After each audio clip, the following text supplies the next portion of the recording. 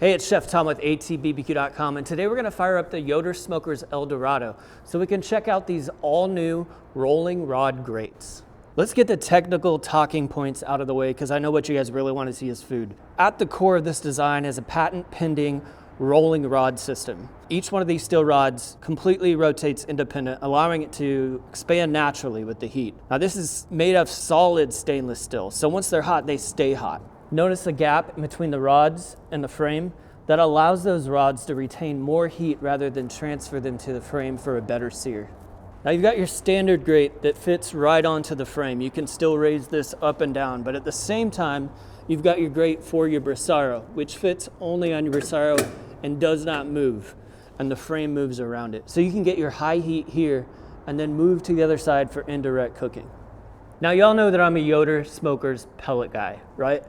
But there's something really special about cooking over live fire, especially in this El Dorado, especially when you start throwing sticks of wood in there and getting some real flame going. This is something that really scratches that primal itch. So if you're into live fire, this is a way to go. Charcoal's hot to the top, so we're gonna dump it into the brasero. Now with all that heat below, that should be enough to ignite this wood.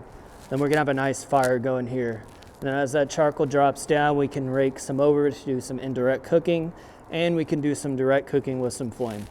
Got a couple of chickens on here, spatchcock style. They're getting some good color over the fairly indirect heat.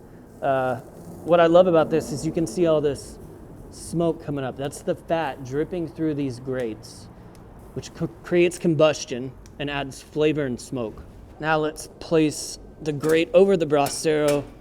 Now we got a spot to do our high heat cooking. Today we're cooking up some skirt steak over the direct flame. Also want to be able to squeeze a couple of peppers in here, and we can move those around as we need to. So now you're getting the full effect of the brasero insert. One of my favorite Yoder accessories, especially for this El Dorado, because you've got direct heat, direct flame. You can control that however you want, but also off to the side, you're able to roast stuff and still get good color on them. Oh man, those chickens are looking beautiful. All right, so we got them flipped.